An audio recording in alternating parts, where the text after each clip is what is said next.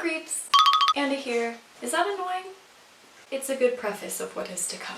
I hope everybody is doing well. I hope everybody's safe and happy and healthy and staying home. Anyways, today I thought I would make a video for you.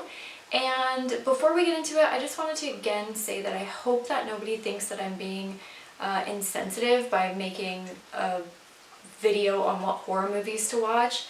But if you're subscribed to this channel, then you're probably like me, where we find comfort in horror for some odd reason, and that may seem weird to the normal people of the world, but it's a way that we cope with things, right? Just before we get into it, there's no illness in any of these movies, just so you know. But I did separate them into 3 different categories. So I'm going to give you my top 5 horror movies on Netflix, and then I'm going to give you movies that are worth watching, a list of movies that I think are worth watching, and then lastly I'm going to give you a list of classic movies that are worth watching, because Netflix has stepped up their game in recent months and I found a lot of good classic films to watch, so I hope you could find something on this list because it is a bit lengthy. That's it. Okay, another thing I wanted to mention is, I already forgot. What was I gonna say? What was I gonna say? I don't know. Oh, cranberries. Okay, I'm getting way too off topic and it has been... No, I know you're the cutest thing ever, but it's like 3 o'clock in the morning and we can't right now. I promise, I played with her all day today. Where was I? Do I have to start this over? I'm so lost in my train of thought. Oh, okay. Yes, I was gonna say that, you know, obviously this is up to personal preference. There's no definitive best list ever. These are just the movies that I find interesting. With my top 5, I want to give you the reasons why I like them, because I think that it's, I don't know, I feel like I need to explain myself. I don't just want to be like, watch this movie, it's great. I want to explain to you why I like it. But let's get into the horror movies that I find that are the best on Netflix at this moment in time, which is April, I don't know, 2nd, 3rd, 4th. So hopefully they're on for a while and this list does help you. I'm going to start with my top 5, and I'm going to count backwards, so my first one is last. So number 5 on my list is Scream 3. A lot of people don't like Scream 3.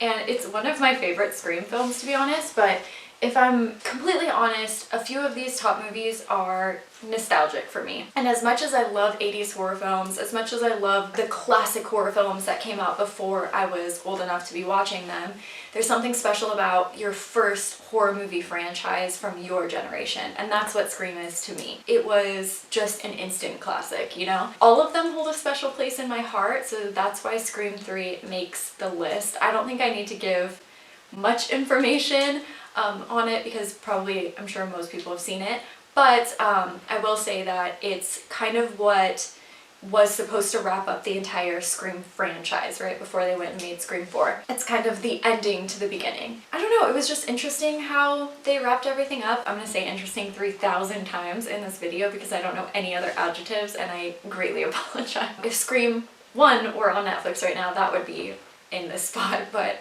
it is not, so there we go. Oh, you know what? That was actually supposed to be number 4. This one was supposed to be number 5, so switch those in your head, okay? Number 4, but actually really my 5th one, is What Lies Beneath.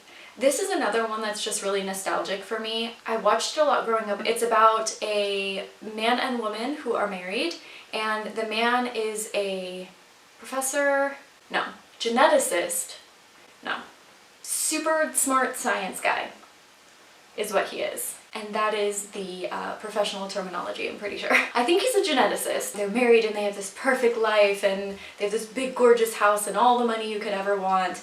And I love movies that show the dark side of that. It's a movie about a woman who is experiencing some paranormal experiences. It leads on to this whole journey of trying to figure out what happened. But I'll leave it there in case you haven't heard of it, which maybe you haven't, I don't know. And I remember watching it when I was younger and being very impressed by it.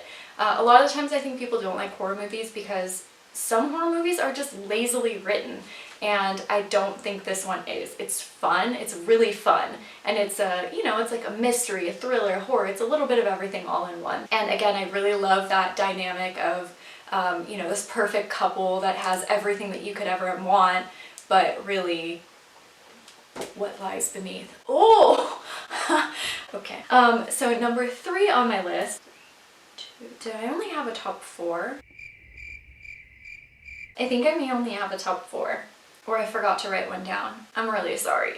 Ugh. Okay, so the next one on my list is The Witch. So The Witch I really enjoyed, but let me explain why. Because I've heard mixed reviews from friends and family. If you don't know, it's about a movie, it's a movie about a family in like the colonial times, and they're banished from their little village. So it's just them in the middle of the wilderness, and a witch comes and havoc ensues, right? But the reason I love it so much, first, is the cinematography is so beautiful. That movie is so beautiful. It's just very dark and isolated and alone. They did such a good job of showing that with cinematography. I gotta learn some new words. This is so ridiculous. Here's the reason I loved it so much. Because when I was in college, I took a class on, I can't remember what this one was because we covered a wide range of history, but I know that we learned a lot about colonial. That was weird. That was like a bell. Sorry, I didn't quite catch that. Could you please repeat it? She's so rude. She just interrupts. Oh, that's so creepy when she does that. Does that ever creep you out? When Suri's just like, I'm sorry, I didn't hear you. I'm sinister. Where was I? We read about a lot of colonial literature and how that isolation and that unknown of their environment really impacted, you know, obviously their art, their literature, but then also their culture in the sense of like the witch trials, right? That really stuck with me because when watching this movie, I took it as kind of, not a literal interpretation of a witch coming and killing a family, but more that it was their own fear of the unknown that took over. Maybe that's not what the director or the writer intended, but that's my interpretation of it.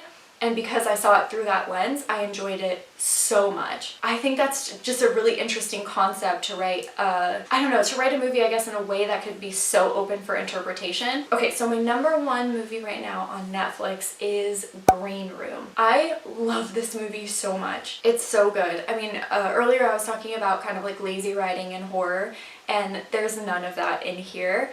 If anything, there's lack of logical thought on the bad people in the film, the criminals part, you know, a lot of arrogance, but as far as the writing goes, it's a really, really, really well done movie. I mean, it's so interesting. Okay, so it's about this punk band that's kind of traveling around. They're obviously not making a lot of money. They don't even have money for gas, so they're siphoning gas just to get to the next place. And they get a tip that they can go to this place to do a show and they'll get paid a few $100, but the club is run by essentially a bunch of white supremacists. They're kind of warned beforehand and they decide to take the gig anyway. And when they get there, they walk in on, should I say it? They walk in on a crime scene and all hell breaks loose from there. The reason I love this movie so much, well, there's a few different things. One, I love the music behind it. So you have this really intense punk music, but then there's like this juxtaposition with silence and calmness throughout the film, and you're kind of thrown back and forth between these two, but it just works out so beautifully. The practical effects in it, perfect, like seriously phenomenal. Not to mention it has Sir Patrick Stewart as the bad guy, which you don't see very often, and I love Patrick Stewart. I mean, Picard 1000%, and if you disagree with me, that's okay because we have different opinions, but you're wrong. No, I'm just kidding. The main character is Anton Yelchin, who is my favorite actor and unfortunately passed away a few years ago. So it's a little hard to watch in that sense. It's a little sad, but I just think he's such an amazing actor. So I highly suggest that you guys check it out if you haven't. Very brutal, very bloody, and intense. It's one of those edge of your seat type films, and those aren't easy to pull off. It's hard to build that level of anticipation that keeps the audience feeling like, oh my gosh, what if I were in that situation? But the entire time you're watching that movie, you're just thinking, if I were there, what would I do? Okay, so now I have movies worth watching. So these are more mellow movies. These aren't my favorite movies in the world. These aren't the best horror movies, but I think that They each have something special to offer, and I love watching a horror movie and finding what that special thing is. So they have The Open House. So that one is super mellow, but it's an enjoyable watch. It's about a family that's staying in a house that's for sale. They feel like somebody is messing with them, and it turns out someone is. Next I have Insidious. I'm sure everybody has seen this movie, but I thought I'd add it because it is just a really original movie in a few years of stagnancy. Insidious came out and really did surprise me. The Invitation. So this one is about a man who receives an invitation to come to dinner with his ex-wife or ex-fiance. I'm not sure, it's been a while since I've seen this one. And shit goes down. I don't want to give too much away, but it's just an interesting watch. So I also put the 2005 Amityville Horror. That was another one that came out quite a while ago. Maybe not when I was young, but it's still, I think it's worth a watch. Next we have The Autopsy of Jane Doe. This one surprised me too. Now I'm not saying there's no flaws in this movie, and I'm not saying it's perfect, and I'm not saying it's terrifying, but I think it's worth a watch. If you're a real horror fan, I think you'll definitely appreciate the uniqueness of the film, and if nothing else, there are a few creepy scenes where you're just like, oh, fuck that. So that one I highly suggest. It's about a son and father who work at a, what are those called? Place. Where they give autopsies, and this woman comes in, Jane Doe, someone that they don't know, and they do an autopsy on her, and crazy stuff starts to happen. So it's more of a supernatural thriller, but worth a watch, I think. I also have Visions. This is about a pregnant woman who moves into a house. To be honest, I only watched it once, and it was a long time ago, so I don't really know the full details of it, but I remember at the end being satisfied and being like, okay, that was worth watching. The next one I have is Event Horizon. So this one, think about Hellraiser, but in space. Now you have to watch it, right? It's strange, but again, I think something that every horror fan should watch in their lifetime. And then the last one I put was Stonehurst Asylum. This one's an interesting one too, and I can't really give too much away because there's like twists in there, but it's about a guy who goes to work at an insane asylum, and some interesting twists and turns happen. So those are my worth watching list. Alright, so for classics, we have Child's Play, of course. A dog going around killing people. What more could you ask for? We have The Evil Dead on Netflix, which I'm very excited about. A group of young adults goes to a cabin in the woods, and they read from a book, and they let loose an evil spirit that possesses them. Now this is an 80s horror film. It's pretty campy. I mean, that's kind of what 80s horror films are known for.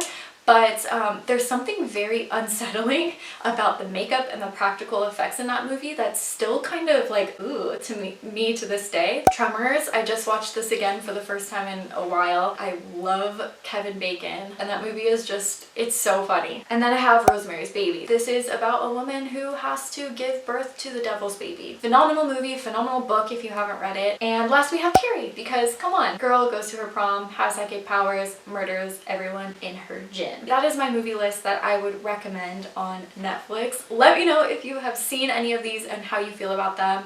Let me know if you watch any of them and how you feel about them. Thank you so much for watching. I really appreciate it. I hope this video was a little bit helpful, and I will talk to you soon. Bye. I'm gonna go eat some fucking cranberries.